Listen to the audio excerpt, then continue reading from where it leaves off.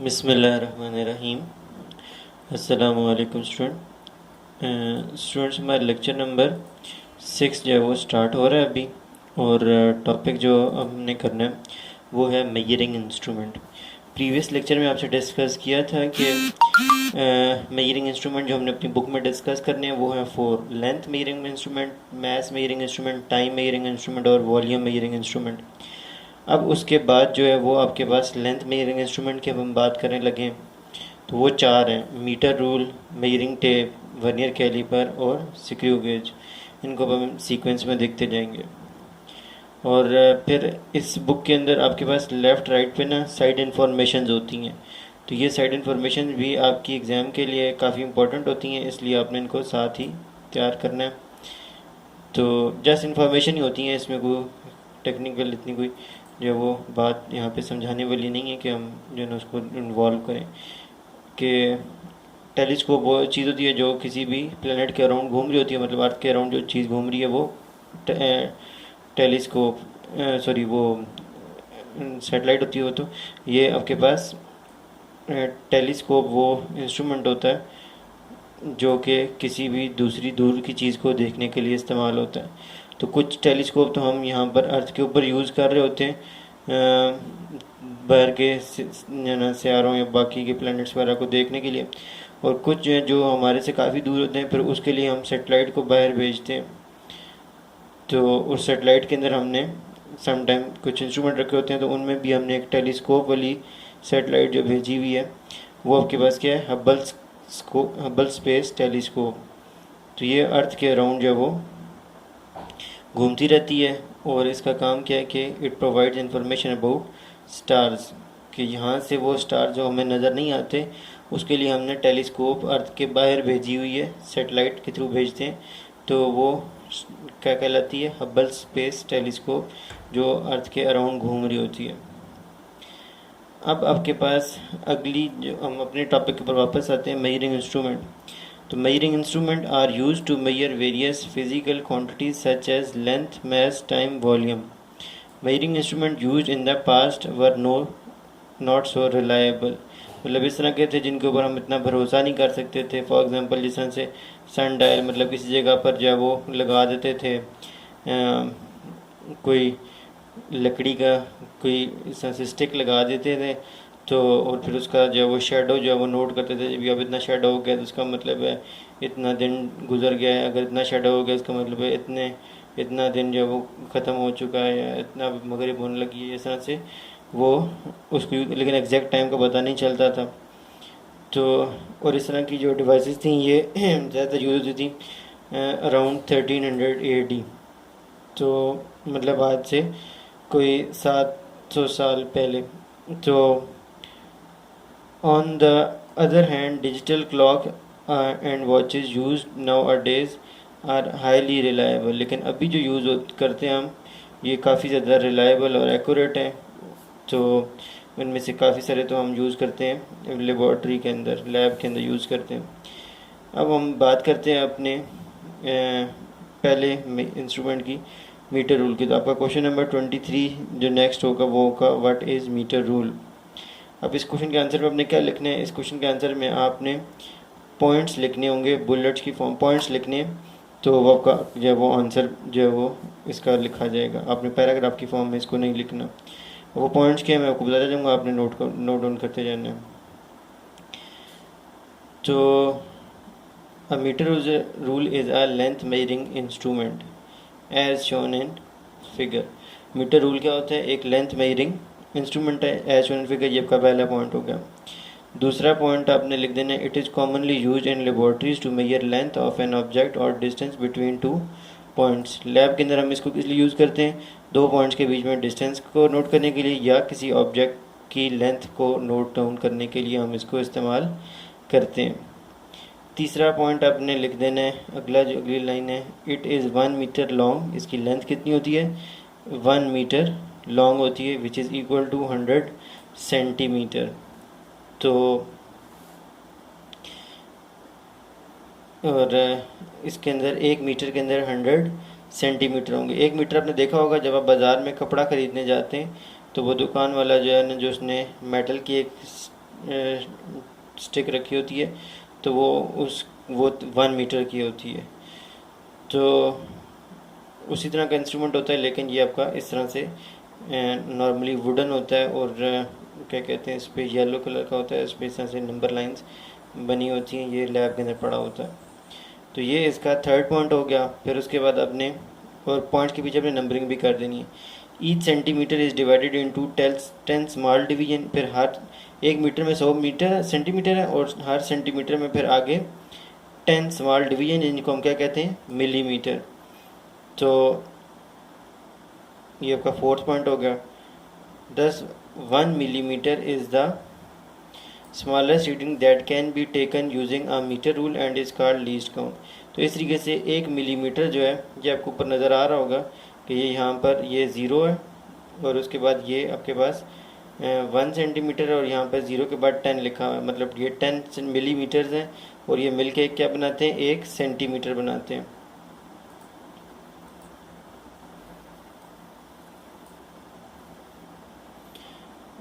तो अब आपको शायद यहाँ से ये कुछ क्लियर हो रहा होगा। तो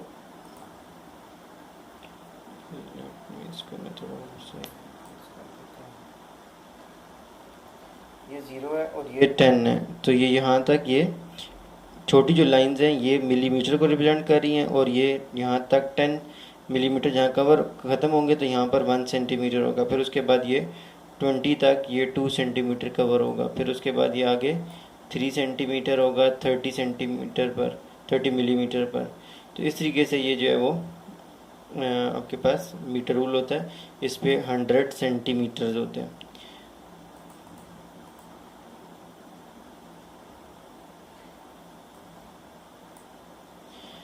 तो ये था, इसके 5 पॉइंट्स आपके हो गए। अच्छा, इसके बाद आपके पास अगला क्वेश्चन आपने बनाना है, question number 24। How to use, how to correctly, how to correctly, CORRECTLY, how to correctly use a metre rule. How to correctly use a metre rule, कि मीटर रूल को करेक्टली यूज़ करने का तरीका क्या है। तो उसका आंसर आपने ये लिख देना, वाइल मेजरिंग लेंथ और distance eye must be kept vertically above the reading point as shown in figure. The reading become doubtful if the eye is position इधर लेफ्ट और राइट टू द रीडिंग। अब इस paragraph में क्या कह रहा है, वो कह रहा है कि ये आपके पास रीडिंग आप किसी चीज़ की नोट कर रहे हैं, तो आपकी आंख जो है वो बिल्कुल रीडिंग के ऊपर होनी चाहिए। ये आपके पास यहाँ पर आपने को मेजरमेंट कर रहे थे ना, तो आपने अपनी आंख को इस तरीके से वर्टिकली अबव रखना है। जो बी वाली डायग्राम है, इसमें इसने मेजरमेंट ठीक तरीके से ली है।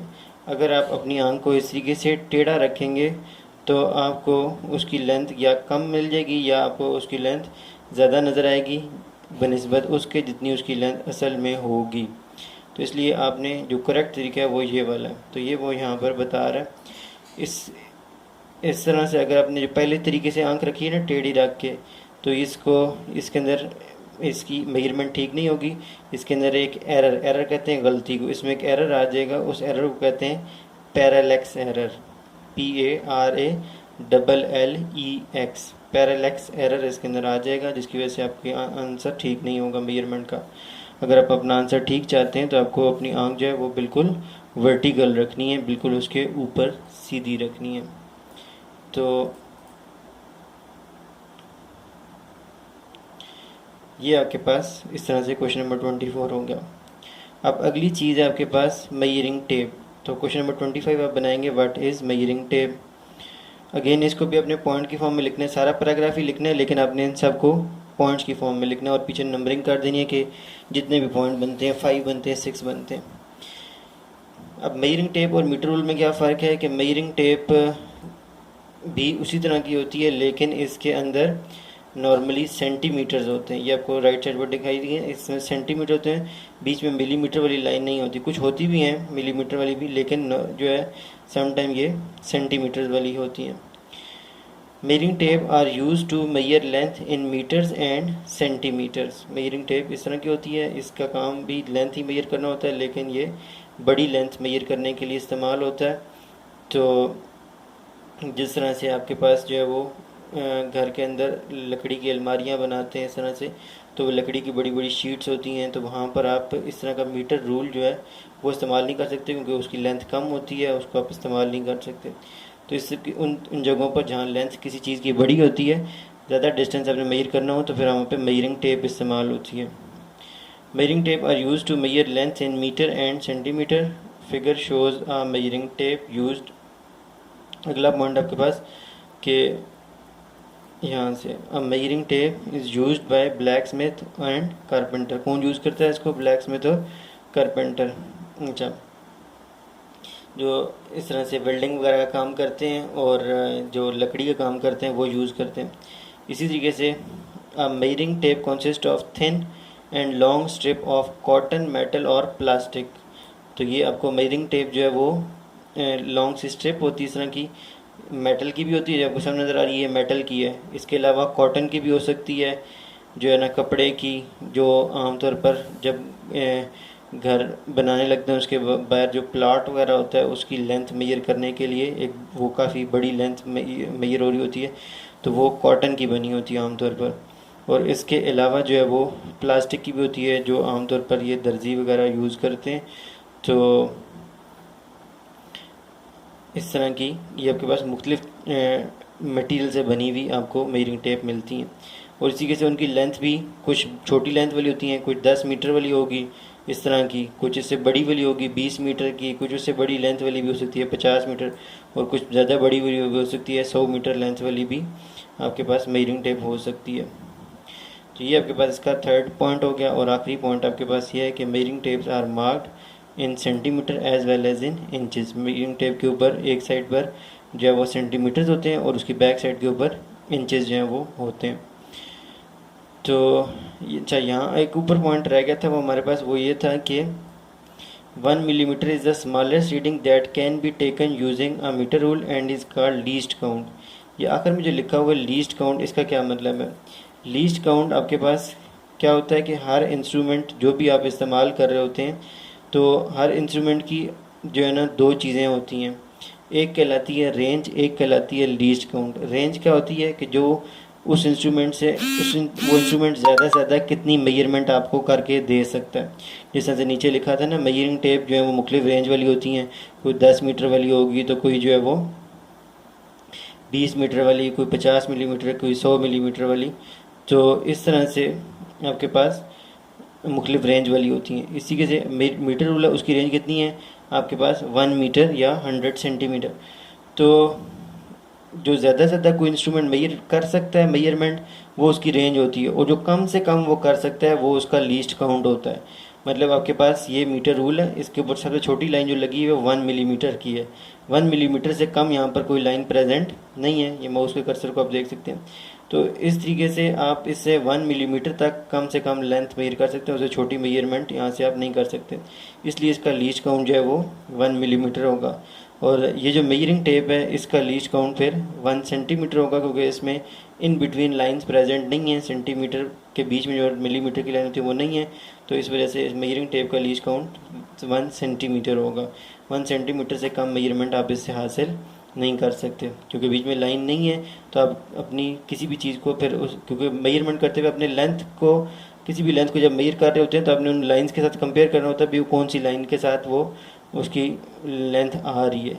तो अगर लाइन ही नहीं होगी इन बिटवीन 1 सेंटीमीटर और 0 सेंटीमीटर के बीच में, तो फिर आप मिलीमीटर की फॉर्म में मेजरमेंट नहीं कर सकते यहाँ से। तो आपको 1 सेंटीमीटर की लेंथ है जो कि कम से कम आप मेजरिंग टेप से मेजर कर सकते हैं। तो ये दो इंस्ट्रूमेंट आपने इनके आंसर्स नोट कर लिए। आपके कितने क्वेश्चन हो चुके हुए हैं? Question number 20